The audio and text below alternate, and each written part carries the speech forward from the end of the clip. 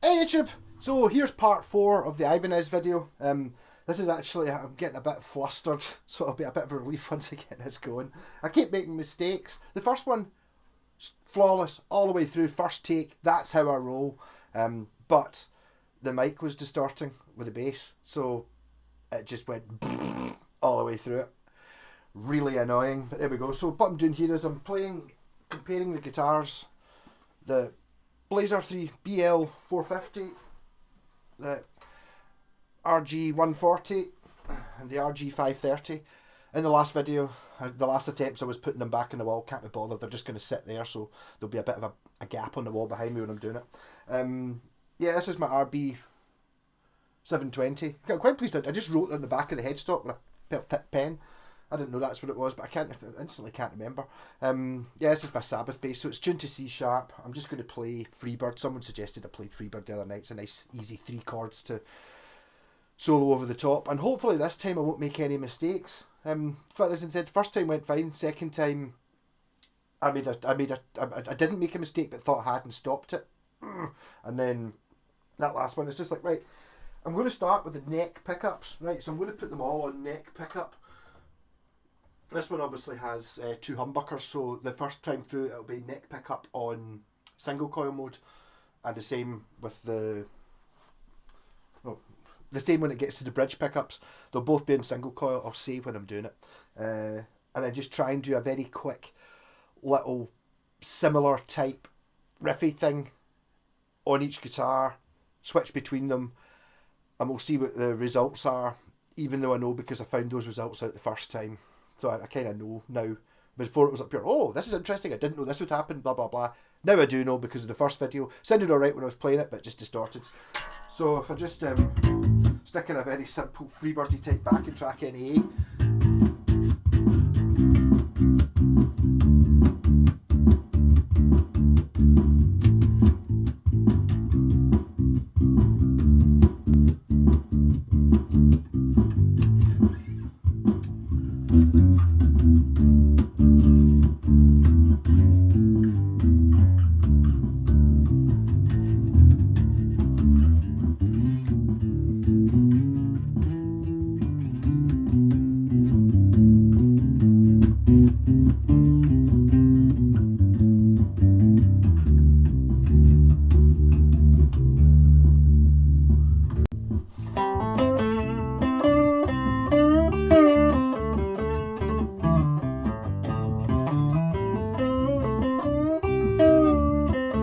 Neck pickup. I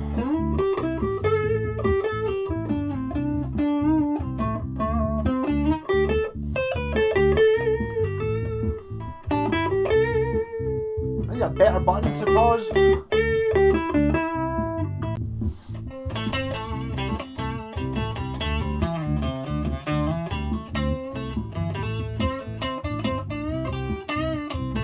Neck again.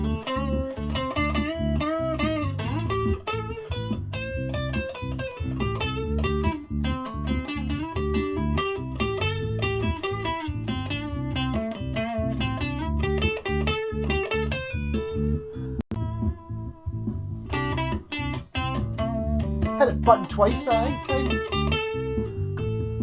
I missed it that time. Ah, I went mental.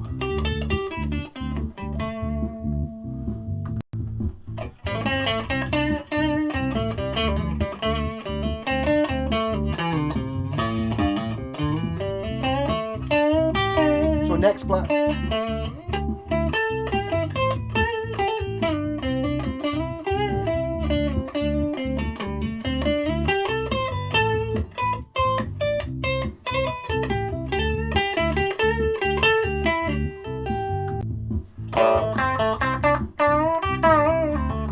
Bridge.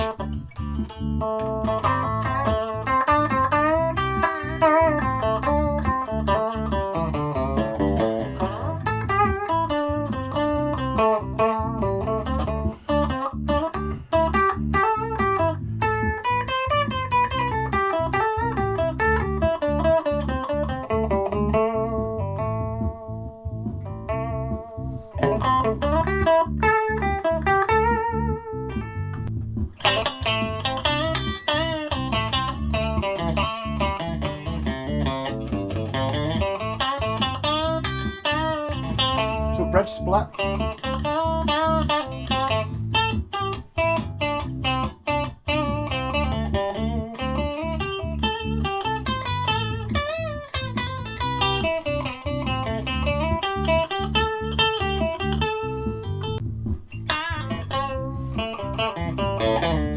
Again, bridge split.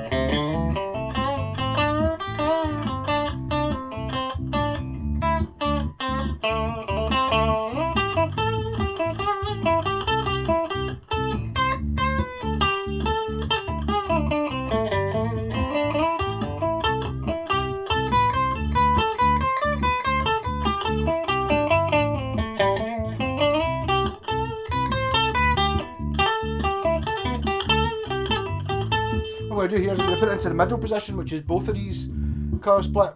The other two guitars don't do that, they've got a position 2 and 4, but let's see what happens anyway.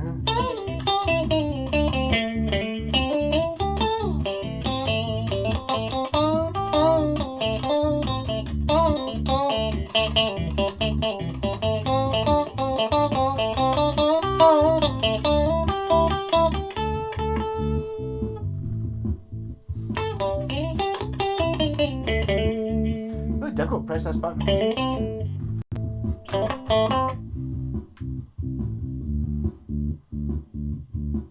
Oh.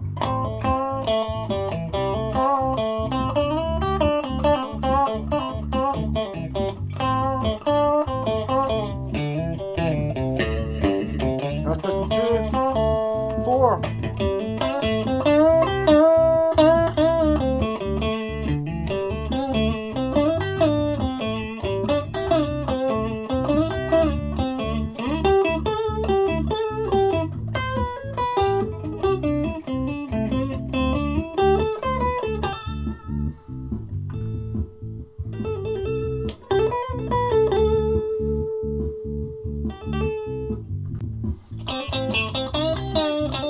Position 4.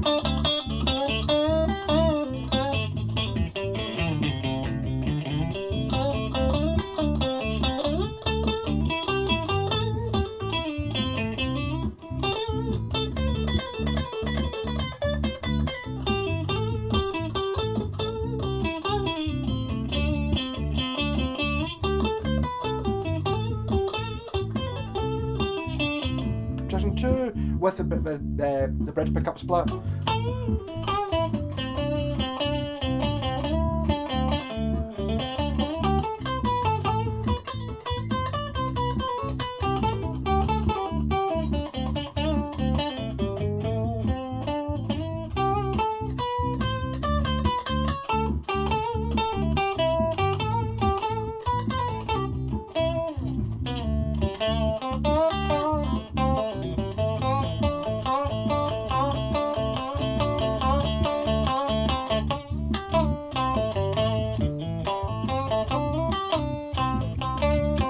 Go to distortion next.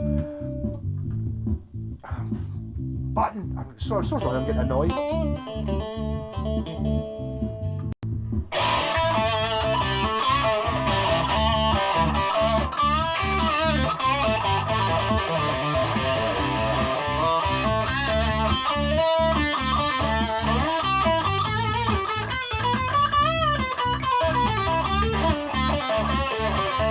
That's a bridge. Neck.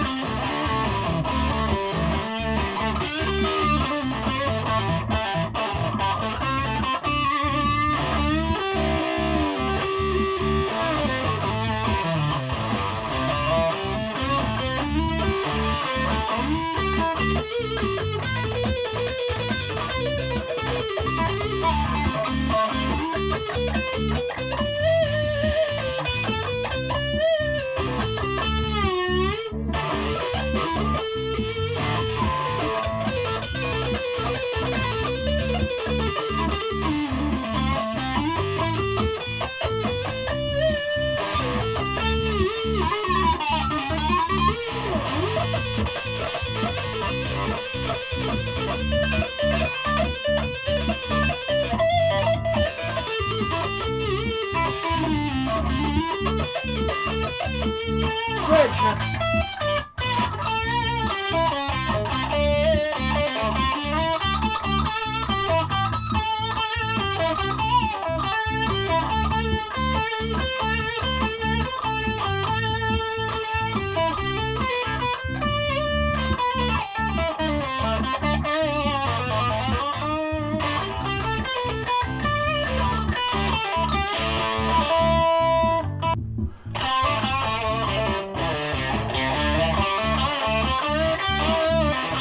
Bridge split.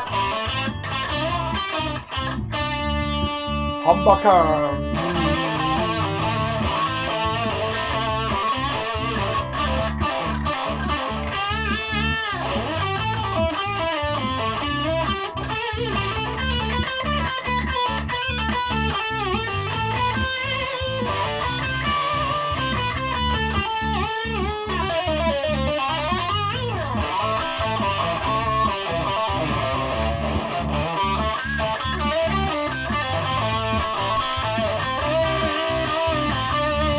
Next single coil.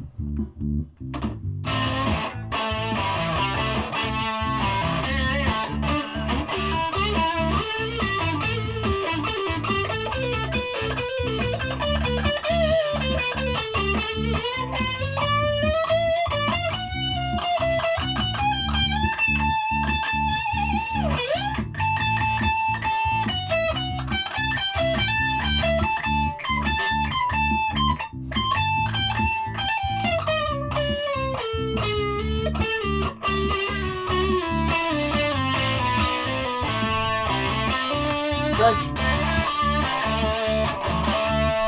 Bucker.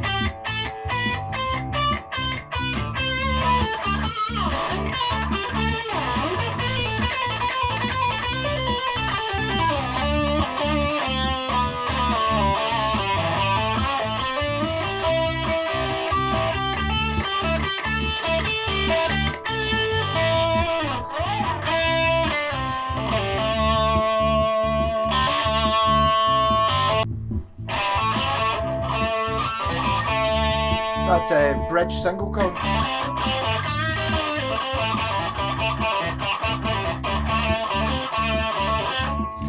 Bucker.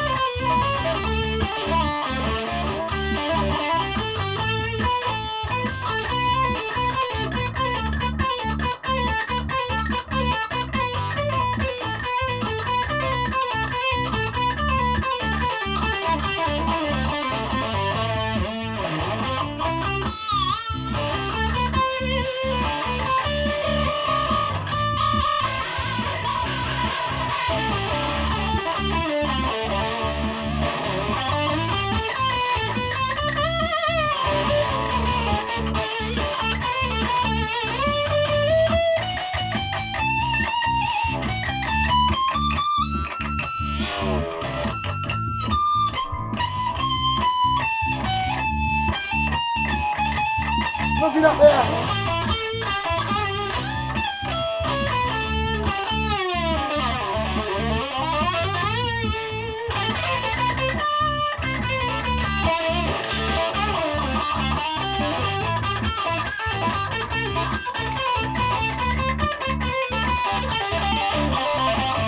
Next.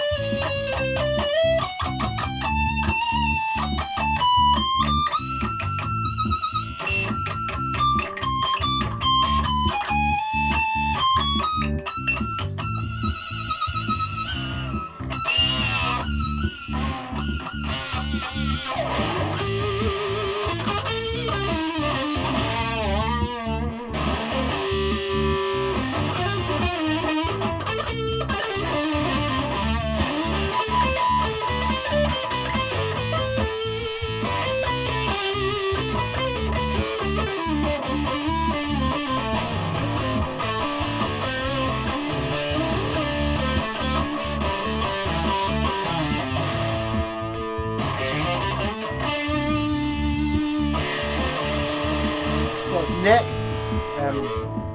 what I used to always like it with the telly, bridge single, neck bucker.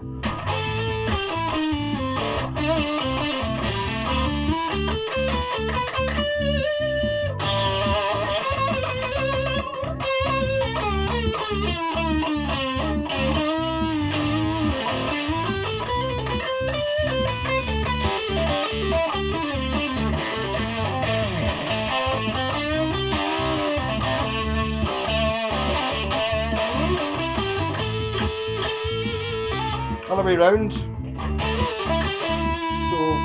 bucker in the bridge, single in the neck.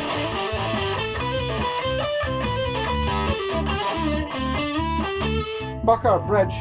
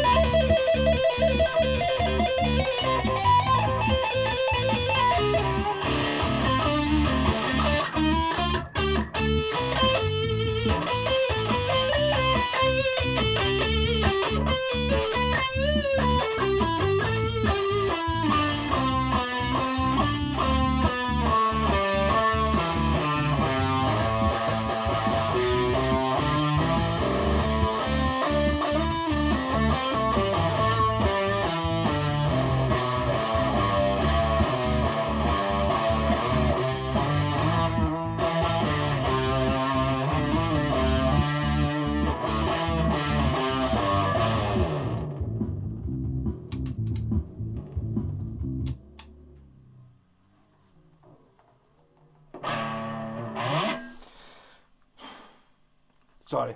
Not in a good mood now. After having to try and do that for so long, I really feel I was on the home straight there a little bit. There are a couple of sounds I didn't run through. But just the frustration. So I can still play the guitar, sort of frustrated. I wonder if I was sounding different. Yeah, so I mean, what I feel was the Super 6 pickups in this, right, the super powerful single coils, weren't as stratty as the super low output ones that are in the red one. it was more jangly and had that bite. This is like, I did a Strat, I swapped a Strat scratch plate over for a guy last week or the week before, 2 American Strats. One of them had bare knuckle pickups in it, one had the original Strat pickups in it. And the bare knuckles were like these, where I feel you're not getting the full twangy Strat thing going because they're too powerful. Yoakum's got the one with coil splits in it, which do that exact thing, make it sound like a Strat. So on the clean, going for the best Strat sound, this one doesn't do the best Strat sound for clean, what I would class as the classic twangy Strat sound. I would honestly even say this one possibly did it better as well, but when you put the distortion on, oh, this comes into its element, and that's why the pickups are like that. So they're still single coils, but they were kind of competing with the humbuckers in this and in the red one. You notice when I went on to the neck pickup in the red one, it wasn't quite the same. This neck pickup with the rat pedal on sounded much better. So it's kind of yeah, and this one's just, it's amazing. This seemed to do the lot. It seemed to do the very thin. I mean, and I even said that this split sounded more stratty than what this did, but you can beef it up and have the 2 humbuckers in it. They're all amazing, and I think they all sound quite different. I don't know but the first time I did the video, it seemed to be a much bigger difference because I wasn't really sure what to expect when I switched between the guitars. You might hear it here though. The first one was way longer than this though, so I was playing them for much longer between. This time I'm kind of used to switching between them, and I've switched between these guitars about 30 times today or something like that. It's really annoying, and the frustration started to come through. Also, I kind of ran out of stuff to play on them. But I'm really enjoying the... And also I was trying to play... I don't know, someone mentioned... Was it... Irish Stew. It's like, it's like having 24 frets. I was just like, it must be pure amazing being able to hit the 24th fret and bending it up. So that's what I was trying to do. It's like... But I kind of... Just pure lack of use. I'm not used to the frets being so close together. I know the patterns are the same. It's just like, as soon as I go up here, it's like, I have no idea what I'm doing. So I'm going to spend a wee bit more effort to just play up here.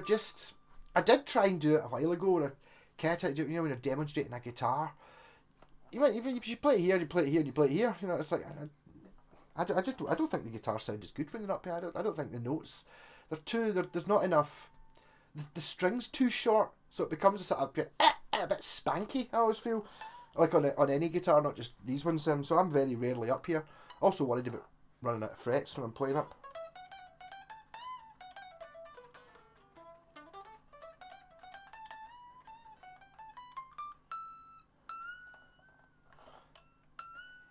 Oh, I could bend it up as well, so I never even thought of doing that, damn it. Am I still plugged in? I've turned the amp off, that's fine.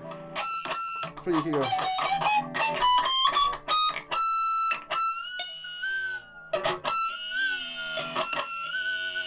You kind of got to mute yours. Oh, what's that?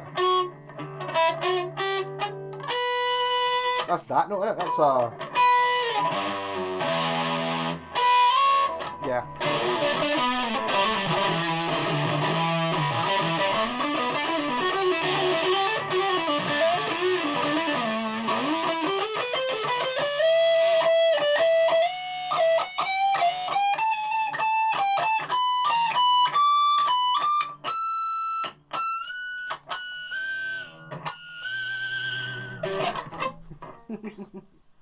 Just silly, really.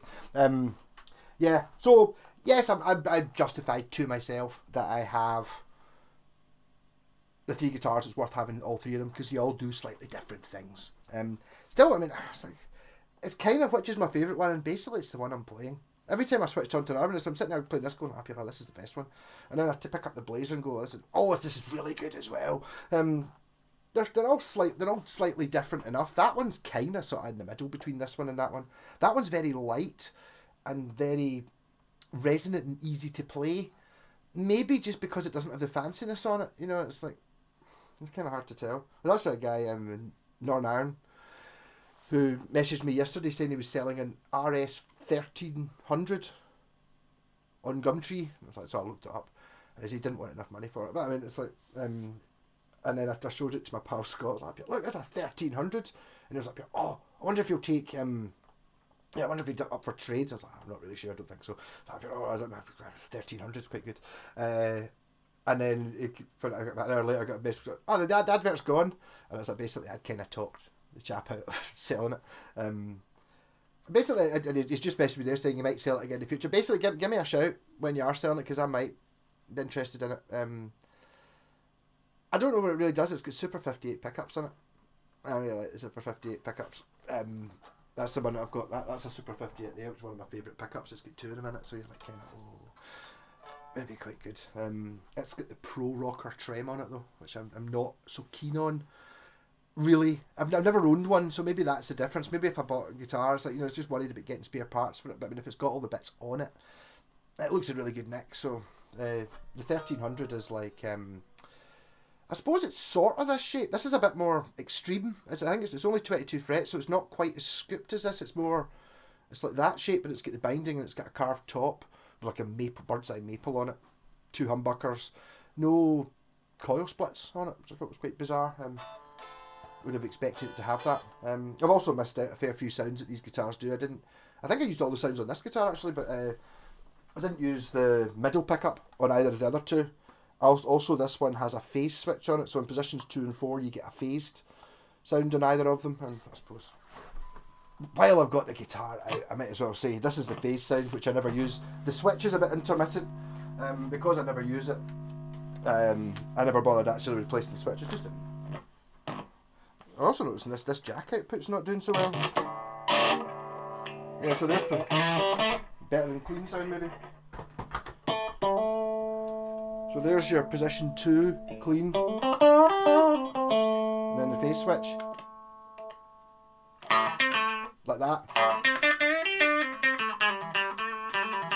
So it's pure. It's really sharp. And then position 4 would be.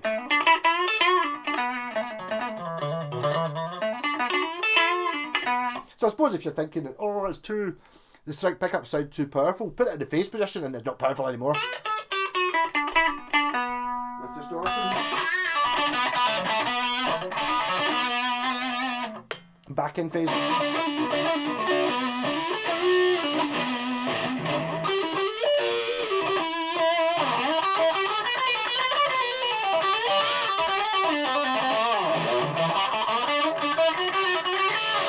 See, I was using this in Cranking House a fair bit, just playing through like the Sovtech, it's like a Marshall stack type thing, and really it was totally cutting it, but it's still single coily, but it's got a bit more beef and balls. It's never got that thin thing, so for like in a rock band, that's what this guitar is for.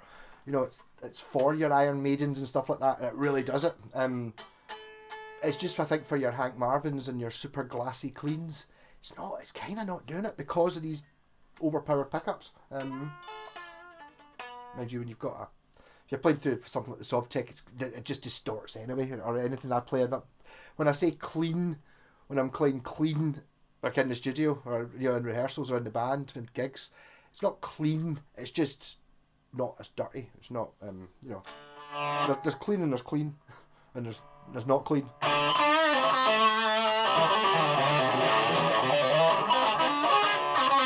Again, I'm now playing this going, this is the best one. But basically, whatever one I suppose it must mean they're all amazing. If whatever I'm playing one of them. I mean, money-wise, I paid virtually nothing for this, very little for that, and a stupid amount for that, a stupidly low amount for that one as well. So they were all really cheap, really. I mean, this I didn't know what it was when I bought it. This is ridiculous. It really is. But again, we are seriously talking Squire money, not even, what's an Affinity Squire? That's what I paid for this. Some that kind of ballpark. You're like, what? And it's like, it's better than fucking American Strat. They kind of all are, to be honest. This is very like an American Strat. There's just this whole Japanese thing. They're just better, so. And it does have, there's a little bit of the brand snobbery, I think, comes from Ibanez as well. When you get, it's like pure, Ibanez, it's Steve Vai then. And it's like, which I think, although that's one of the reasons why, I think that's probably the main reason why Ibanez are now the big company. they're like, I was looking them up. I think they're the third biggest. So you've got like, you know, Fender, Gibson, and then Ibanez are the sort of third, and it's like totally sort of see that. But I think they were just very clever. They were just very. They got Steve Vai at the right time, 1987, because 1980, 83, 80, right, from 80 to 83 is where I think is just the pinnacle of the Japanese stuff, and then I think they started getting expensive, so they started making them a bit cheaper after that. Ibanez kind of held on. You know, it's 86 and they're still making the cheapest one in the range in Japan. Nobody else did that. By 86, everyone else was in Korea making plywood crap that looked like the good ones. I think, you know, like your Washburns and Arias and all that lot weren't making these. These were miles better. I think, to be honest, I think 1987, they kind of, Ibanez started doing that in Korea as well. I think you can get that guitar made in Korea. I don't know, I've never played it. Maybe it's not shit. Or no, not shit. It's not going to be shit. You know, like your Samics and stuff, they're not shit. They're basically still the same quality as you get of guitars now for £1,000 are the Samick ones. You know, they're good. It's a decent, good guitar. I've got one at a Phil. It's very like that. You know, that's good. It's not that special good though. You know, it's like they're all look a really good wine. This is Buckfast. You know, it's like it's just better. Just it's just all the way. So I managed to make this up to half an hour long.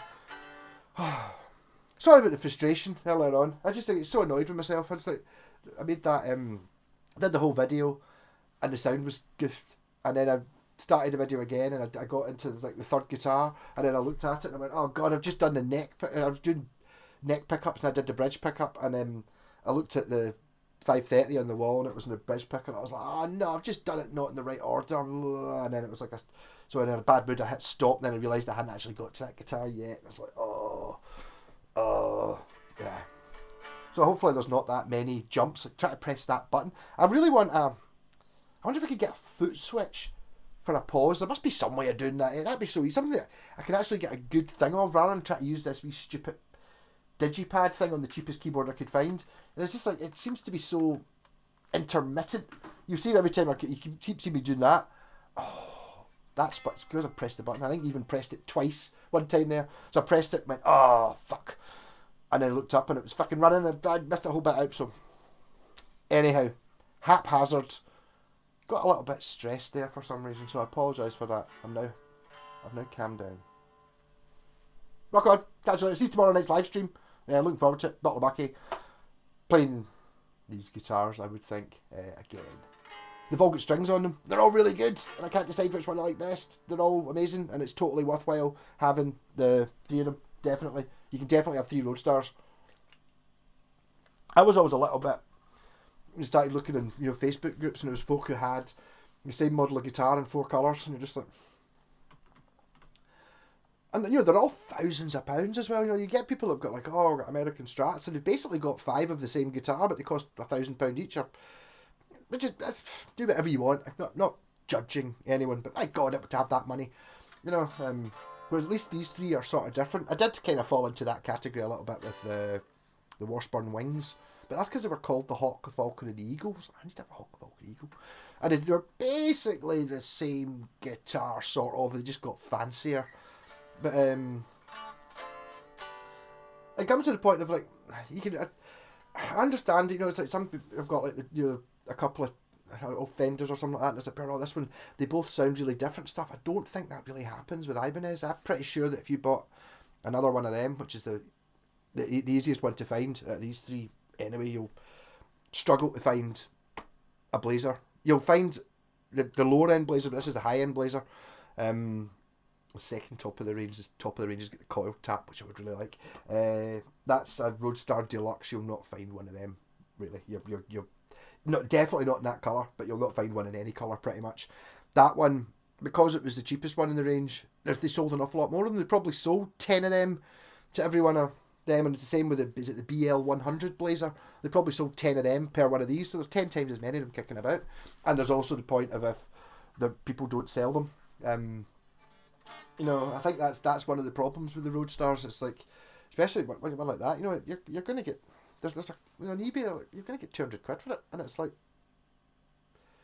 people are going, oh, 200 quid, right? Aye, and they go into a guitar shop and they see what you can buy for 200 quid, and you're looking at maybe not the cheapest Epiphone or the cheapest Squire, but very nearly, and you're getting a guitar that's better than a real one, not a Squire. You know, it's put that up against a Mexican Strat and it'll absolutely kick its ass. And it'll fight an American one, no problem at all. I was going to say the Japanese ones, but the problem with that is, so it's like, how does it compare to the Japanese Strat? And it's like, well, it's a slightly different shape. That one looks more like, they're both made the same factory by the same people, so they're the same, really. It's like, it's the same guitar as a Japanese Strat. Not, it's the same thing as like, which is better, this one or that one or that one, and it's like, well, this one's got 3 single coils, but they're kind of the powerful single coils. That one's got an HSA. You know, it's like that kind of different. It's like there's a taste element in it, but the actual which is a better guitar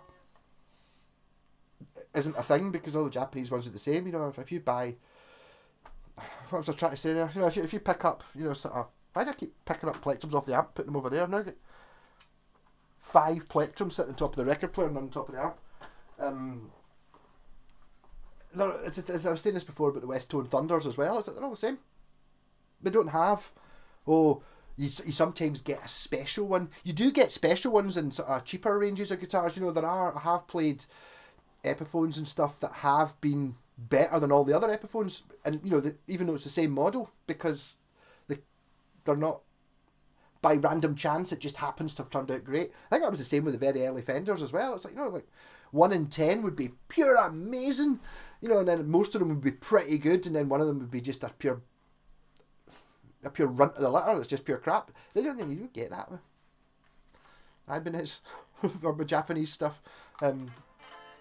Even I think with the modern Ibanez, just like you buy, you know, like the Geos and stuff like that. Yeah, they're not as good as the more money you spend, the better they get, but they're not shit, and you don't get. They'll all be consistently the same. Enough rabbit. I managed to talk it up to 40 minutes, like the first video. So I hope you enjoyed that, and I'll see you tomorrow night's live stream. I think it was about 10 minutes ago last time I said that. Catch you later.